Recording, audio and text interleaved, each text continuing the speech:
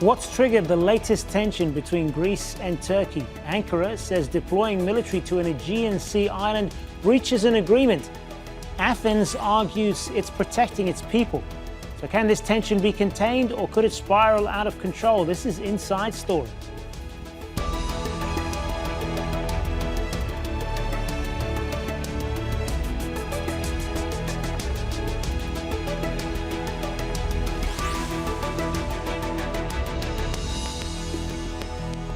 Hello, welcome to the program. I'm Hazem Sika. Greece and Turkey have been in conflict over maritime borders and energy exploration rights for decades. In the latest escalation, Ankara has accused Athens of deploying US armoured vehicles on two Aegean islands close to Turkey's coast. Turkish security sources released these aerial images purportedly showing ships loaded with the vehicles docking on the islands of Lesbos and Samos. Turkey summoned the Greek ambassador and filed a protest with the US over the action. Greece has called the move, quote, completely unfounded and accused Turkey of aggressive behavior. The two nations are NATO allies but historic foes and continue to accuse each other of undermining regional peace and stability. While we are making sincere efforts to end wars, crises and tensions in the world, we follow the political actions of our neighbour Greece, which stink of provocation. As I have always said, Greece is not our interlocutor, nor can it be, politically, militarily or economically. We are well aware that the real intentions of those who provoked and unleashed Greek politicians against us are to hinder our programme of building up a great and powerful Turkiye. We have a difference regarding the delimitation of maritime zones. There are ways to resolve these differences. You could even resort to an international court if you agree on the conditions to reach such a settlement. But you don't resolve your differences through aggressive posturing and through recalling sort of imperial fantasies and using a rhetoric that is inflammatory. Well, let's take a closer look at these islands. Last year, Turkey disputed Greece's sovereignty over the East Aegean islands. It says they were meant to stay strictly demilitarized. Greece took control of them from the Ottoman Empire during the Balkan Wars from 1912 to 1913. 10 years later, Athens was officially awarded sovereignty in the Treaty of Lausanne. Another treaty drawn up earlier, though, in London in 1914 has made Greek possession of the islands conditional on them being demilitarized. Turkey says since the Lausanne Treaty makes reference to the 1914 treaty, it implies the same conditions remain valid. But Greece rejects that interpretation. All right, let's bring in our guest now. In Istanbul, we have Mehmet Celik, editorial coordinator at Daily Sabah, a daily English language newspaper in Turkey. In Athens, George Tzogopoulos, senior research fellow at the Hellenic Foundation for European and Foreign Policy. And joining us from Brussels, Pieter, editor of Brussels Report.EU. Good to have you all with us. So, George Tzogopoulos, let me start with you then. Turkey is arguing that these military buildups on the island are in violation of their agreed non-military status under the international treaties. Do they have a point there? Well, in the last weeks, Greece is under constant threat by Turkey with the usage of military force, with the argument that the island should not be militarized. But Greece believes that due to the current situation, it is under threat by Turkey, and therefore it is its right to militarize the island in line with the relevant UN charter. This is the situation, and the real problem starts from the threats coming from the other side, and also from the history that demonstrates that Turkey is prepared to use military force in order to obtain political gains, as the invasion of Cyprus highlights. All right, let's put that point then to Mehmet Celik in Istanbul. What's your perspective on this? Greece is saying that it needs to defend these islands, many of which lie close to Turkey's coast, against a potential attack from Turkey.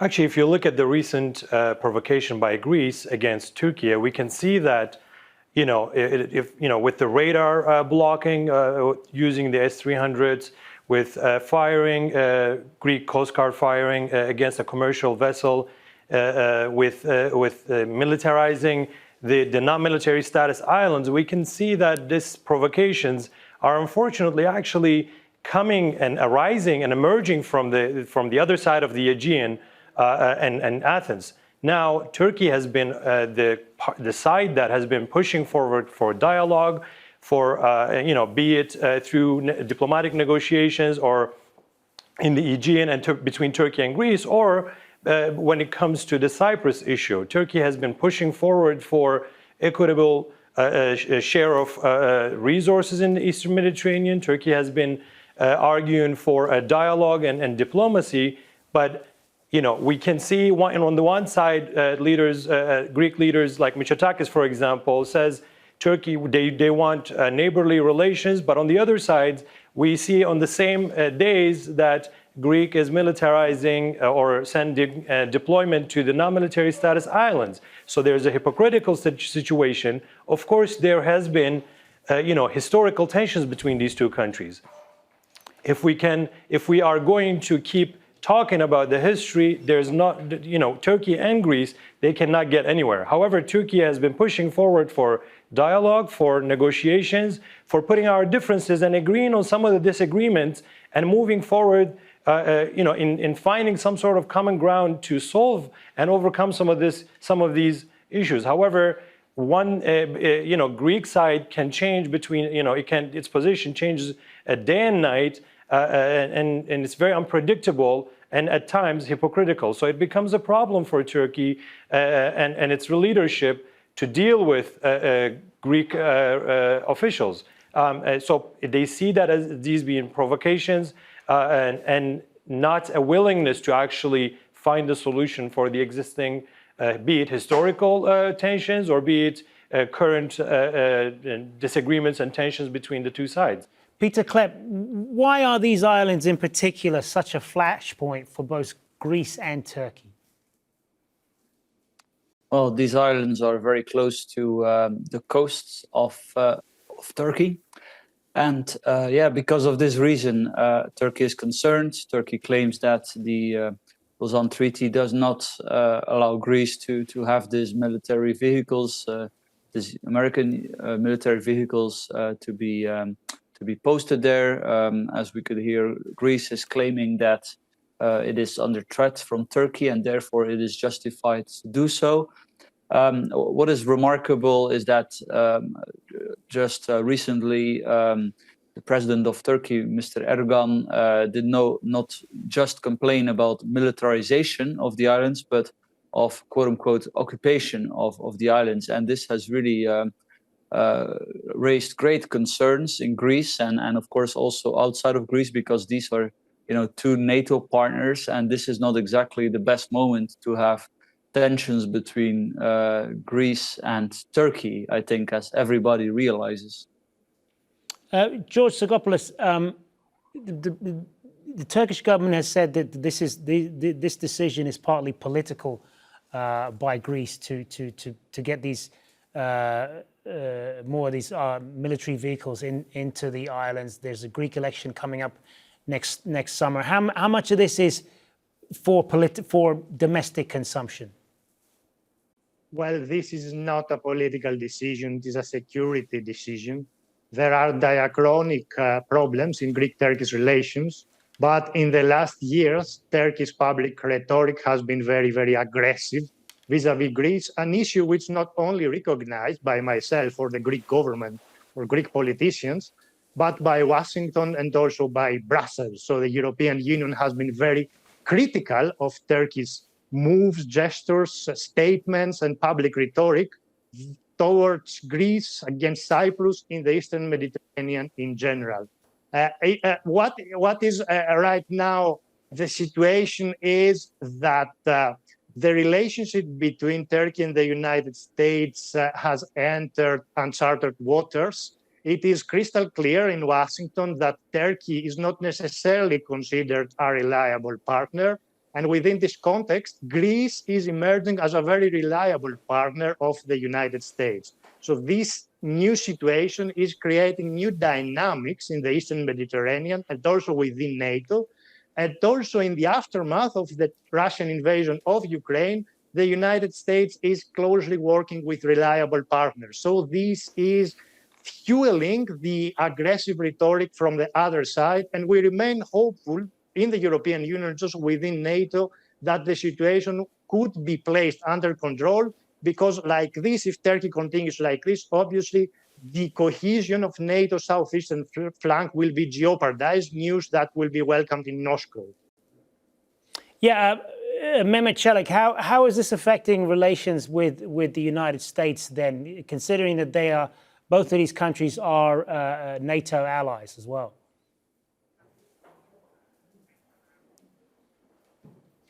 Well, of course, if we look at the current stage of Turkey-U.S. relations, we can say that it is not on a very solid ground at the moment. However, both sides continue to mention each other, and they term each other as allies, sometimes strategic allies, sometimes partners. Now, there's always that historical alliance between Turkey and United States for several good reasons. However, if we look at the previous speaker mentioned about Moscow and the EU and all the Ukraine relations or Ukraine developments, if we look at Turkey's value for the West, I think grain deal is a very good example for that. If we look at the mediation between Ukraine and Russia and its value for the Ukrainians and also for the West, I think prisoner exchange is a very good deal, very good example of that. Another one would be the efforts by Turkey that has been at work to bring the two leaders together at a negotiation table. Otherwise, the war is not, unfortunately, is not getting anywhere where we would want it to end or find a solution for it. When it comes to the U.S.-Turkey, back to U.S.-Turkey relations, the U.S. very recently said that they want the two partners to diplomatically, to two NATO members to diplomatically overcome these tensions. However, Turkish side has always been pushing forward this diplomacy, this negotiation table, this finding a common ground for dialogue. However, at one day we see Greece saying, okay, the next day, unfortunately, Greece goes and complains to the EU or goes in the United States and talks against Turkey. For example, Mr. Mitsotakis did the same thing when it comes to the F-16 This is the issue. Greek Prime Minister. However, we should recognize the reality. We should recognize the reality that these two neighbors actually, once they overcome these issues, I think without the interference of the third parties, like France selling weaponry or defense mechanism to Greece, or the United States bringing its military deployment to the Greece, I think the solution would be easier. However, the unreliability of the Greek side, the other third parties using Greece, in a way to actually contain Turkey in the region, one pushes Turkey away from the West. It alienates Turkey from the West. It otherizes Turkey from the West, and this is not in interest of the West. I think that the Turkey's values in the region should be realized, and the grain deal is a great example of that. How it kind of stopped the global food crisis, for example. I think we should realize and we should value these moves by Turkey to find diplomatic solutions. Pieter Cleppe, is this dispute more about access to the waters around the islands and the potential natural resources there, rather than the islands themselves? Well, I mean, there's that. There's the military importance of these islands. If ever there would be a conflict, of course, this this helps Greece to have islands so close to Turkey's mainland. I mean, to comment on what the Turkish speakers said, it's true that Turkey and Erdogan deserve some credit for their mediation in the conflict to secure the grain deal, and Erdogan has been saying that it's very important to respect the territorial integrity of Ukraine, specifically referring to Crimea.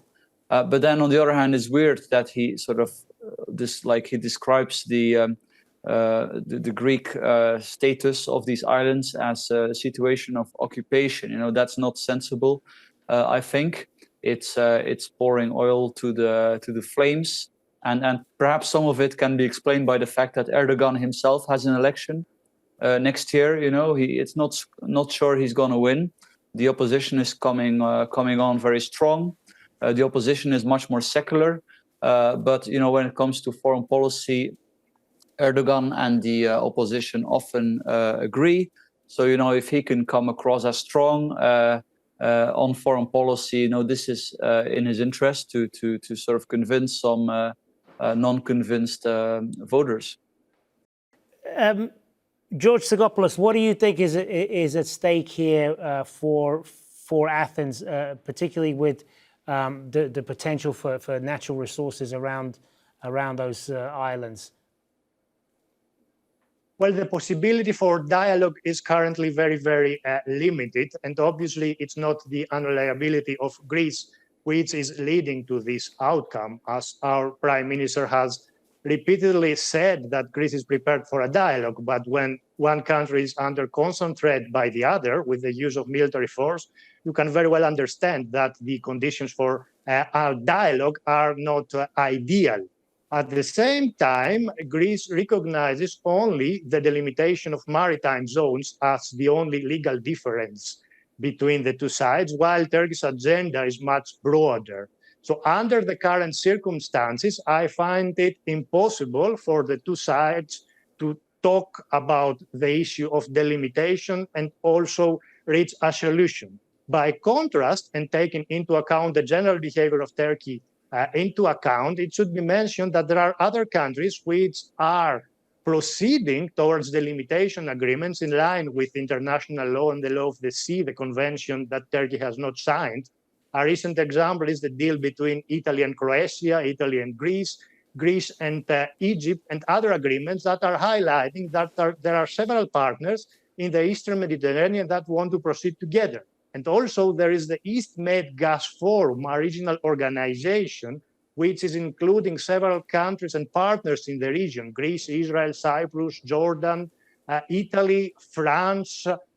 Turkey is not part of it. And the reason that Turkey is not part of the East Med Gas Forum is obviously that the behavior of Turkey is not accepted by the majority. So I believe that this is a clear indication that most countries in the Eastern Mediterranean, let aside the European Union, the United States, are not very happy with the behavior of Turkey. Turkey is welcome to join if it respects international law, if it respects the rule of the majority. Mehmet, Turkey has said that the Turkish government has said that it has no intention of invading these islands, and you know, we take that at face value. But is it more about the fact that because of the natural resources that there can be around these islands for finding natural gas and so on, Turkey doesn't want to be left out of that part of the equation? And very rightly so, because Turkey has obviously close to these waters, and including the Turkish Cyprus, which Turkey supports in that sense. Turkey is rightly asking for its interests, and it cannot be this maritime delimitation cannot be, for very good international law reasons. It cannot be the way Greek side is translating them. So that's there. But on the other hand, we were talking about the Turkish elections and how this will serve on the Erdogan's hand, or whether it's actually on his favor.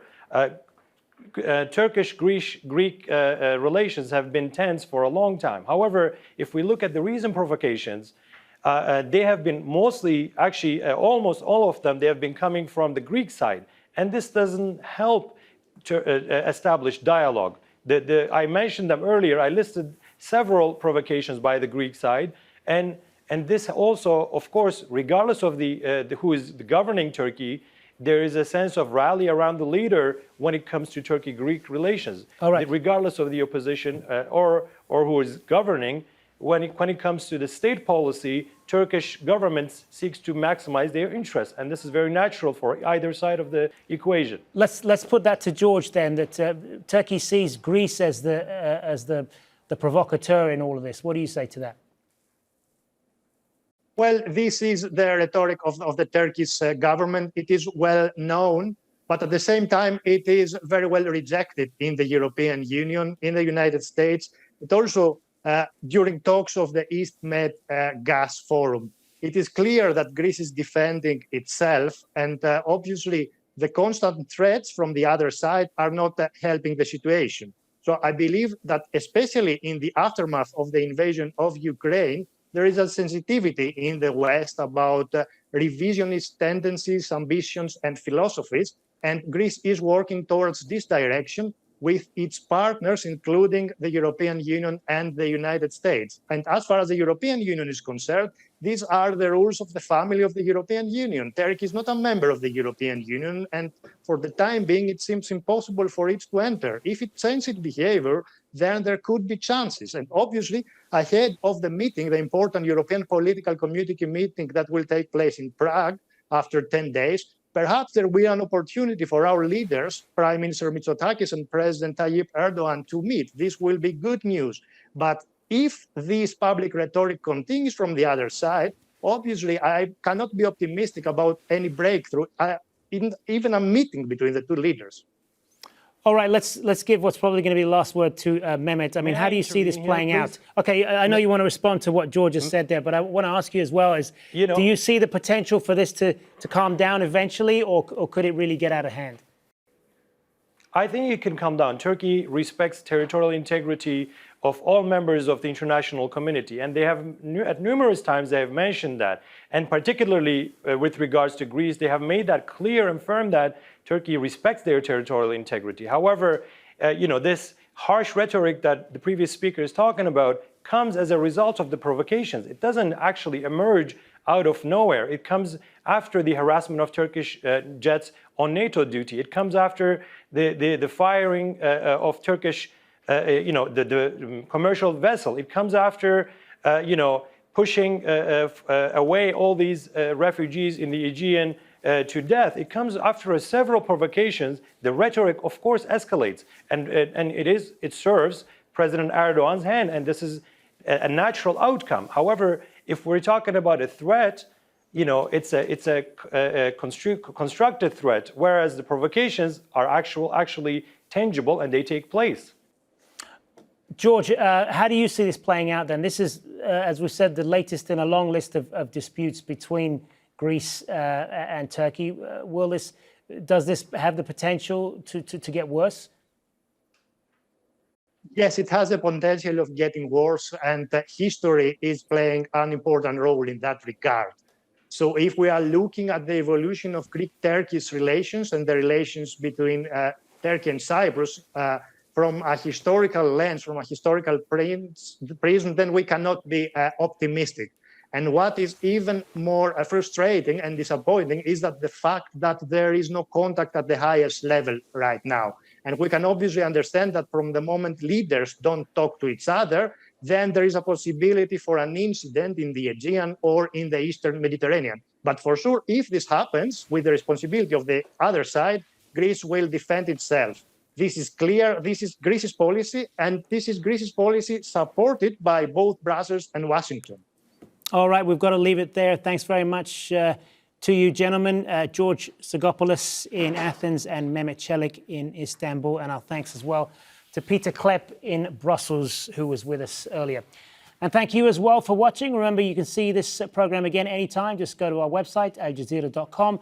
And for further discussion, go to our Facebook page. That's facebook.com/AJ Inside Story. You can also join the conversation on Twitter. Our handle there is @AJ Inside Story. From me, Hazem, Sika, and the whole team here, bye for now.